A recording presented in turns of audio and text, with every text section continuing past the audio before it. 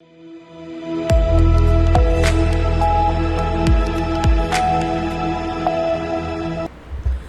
रीवा से, जहां भारतीय राष्ट्रीय संगठन एनएसयूआई के जिलाध्यक्ष पंकज उपाध्याय के नेतृत्व में जिला कांग्रेस कार्यालय में पत्रकार वार्ता आयोजित कर विश्वविद्यालय के घेराव के संदर्भ में बात रखी गई।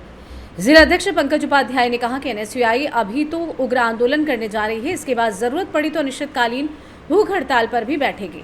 पत्रकार वार्ता में प्रमुख रूप से जिला उपाध्यक्ष सत्यम मिश्रा, सत्यम शुक्ला, विश्वविद्यालय अध्यक्ष देवेश शुक्ला आदि छात्र नेता उपस्थित रहे। इस संबंध में एनएसयूआई जिलाध्यक्ष पंकज उपाध्याय ने क्या कुछ कहा, जरा सुनिए। इस कार्यालय में आज एनएसयूआई की पत्रकार वार्ता आयोजित की जा रही है। सबसे बड़ा विषय पत्रकार वार्ता करने का ये है कि विश्वविद्यालय में जिस प्रकार से लगातार अनियमितताएं चल रही हैं, आप सबके संज्ञान में भी आ रही है। विश्वविद्यालय आए दिन किसी न किसी प्रकार की गतिविधियों में संलग्न होता है, जो कि छात्र विरोधी गतिविधियों पर कार्य करती है। अभी हाल का ही एक मामला, चाहे आपका खिलाड़ियों को राजस्थान के झुंझुनू में भेजना रहा हो, छात्र जनरल की टिकट पर जाते हैं, उसके बाद दिल्ली में उनको फोन नहीं उठाया जाता, दिल्ली में बैठे रहते हैं 6-6 घंटे, 8-8 घंटे। उसके बाद वो बेचारे फिर जनरल में बैठते हैं। यहाँ तक कि लड़कियां भी थी, आप लोगों ने भी देखा है, न्यूज भी चली है, यहाँ तक कि लड़कियां भी थी, वो गई जनरल में। किस प्रकार से जनरल में लोग होते हैं सबको पता है। गए, उसके बाद उन्हें बिना खेले, बिना प्रतियोगिता में भाग लिए लौटना पड़ा। कुलपति महोदय छुट्टी में है, कुल सचिव महोदय छुट्टी में है।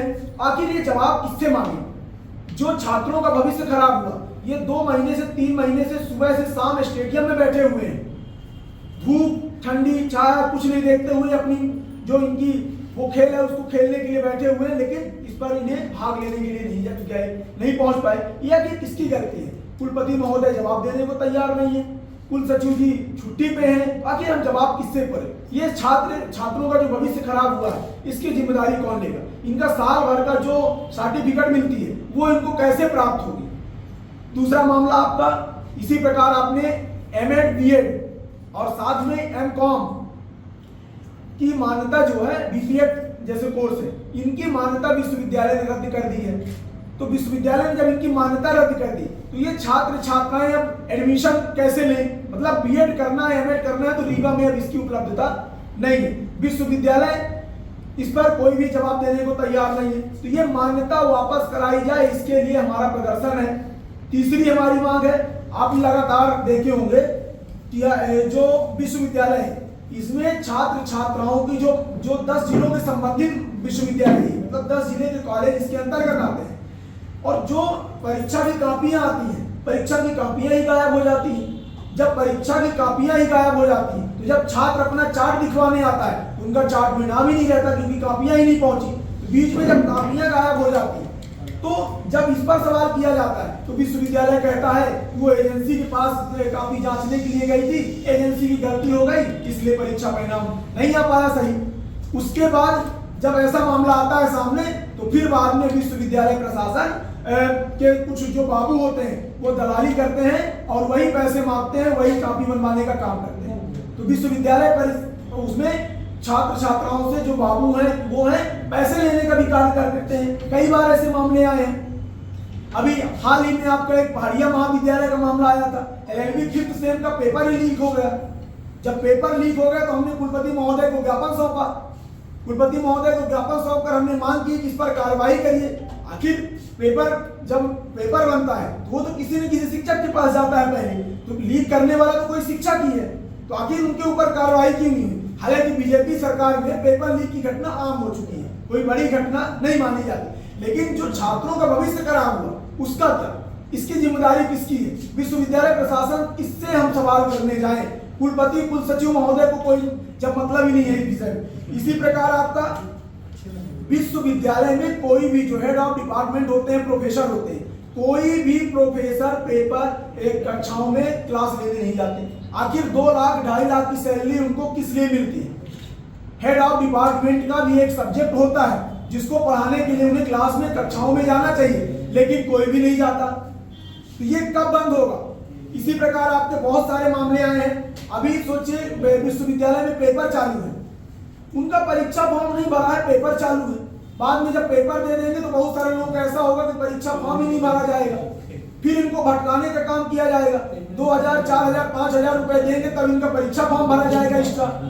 तो आखिर समझ में नहीं आ रहा कि विश्वविद्यालय प्रशासन सही से संचालित क्यों नहीं कर पा रही विश्वविद्यालय को, जो आए दिन कॉलेजों में छात्र छात्राओं को फेल किया जाता है। एक एनईपी का बहाना चल रहा है, नई शिक्षा नीति, छात्रों को 0 नंबर दिया जाता है। ये बताइए, हम अगर पेपर दे रहे हैं तो क्या हम इसके अधिकारी नहीं है कि हम कितने नंबर पाए इसके जानने का अधिकारी हो? अगर हमने पेपर दिया तो हमारे परीक्षा परिणाम में शो करना चाहिए कि 33 नंबर पासिंग मार्क है तो हम 32 पाए हैं, इसका शो होना चाहिए। लेकिन विश्वविद्यालय प्रशासन एनईपी में ये नया नियम है कि 0 नंबर शो करता है, मतलब छात्र अपना परीक्षा परिणाम नहीं जान सकता कि कितना पाया है। इसी प्रकार सोचिए थर्ड सेमेस्टर की परीक्षा परिणाम घोषित कर दिए गए, 4th का पेपर हो गया, लेकिन 4th का परीक्षा परिणाम अभी तक नहीं आया और उनके परीक्षा परिणाम खुल गए। जब परीक्षा परिणाम खुल गए तो परीक्षा परिणाम खोल उन्होंने पेपर दे दिया और पता चला उनका नाम ही नहीं शो कर रहा, तो रिजल्ट कैसे आएगा? इसी प्रकार कई सारे मामले हैं। आपका पूरक परीक्षा की पेपर 2 साल पहले दे चुके हैं छात्र छात्राएं और पूरक परीक्षा का रिजल्ट अभी तक नहीं आया, मतलब वो मास्टर ऑफ साइंस की डिग्री नहीं ले सकते, पीजी का कोर्स नहीं कर सकते, 2 साल से बैठे हुए हैं। संबल मेधावी स्कॉलरशिप मिलती है छात्र छात्राओं को जो उसके अंतर्गत आते हैं, परंतु उनको अभी तक 3 वर्षों से सोचिए संबल मेधावी की फीस रुकी हुई है। पहली बात तो विश्वविद्यालय में संबल मेधावी लग ही नहीं रहा है। संबल मेधावी मतलब विश्वविद्यालय जो है उसको प्रदेश सरकार की योजनाओं से कोई मतलब ही नहीं है। संबल मेधावी के अंतर्गत छात्र छात्राओं से फीस ले ली जाती है। फीस लेने के बाद उन्हें फिर ये कहा जाता है कि आपकी फीस वापिस होगी, संबल लगा दीजिए। आखिर आप ले तो रहे हो ना, छात्र कहाँ से लेकर आए वो फीस? जब वो फीस जमा कर देता है उसके बाद आप बोलते हो वापस आएगी। 3 साल से वो डॉक्यूमेंट लेके भटक रहा है। अब सोचिए इसके अंतर्गत 10 महाविद्यालय आते हैं, 10 जिलों के महाविद्यालय विश्वविद्यालय के अंदर।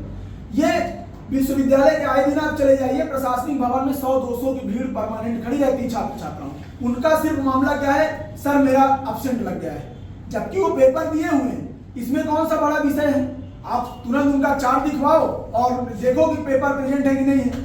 आप भटकाने का काम करते हो छात्र छात्राओं को, वो आए दिन भटकते हैं। इसकी जिम्मेदारी किसकी है? एक हेल्थ। रीवा से सी न्यूज़ संवाददाता अर्जुन तिवारी की रिपोर्ट।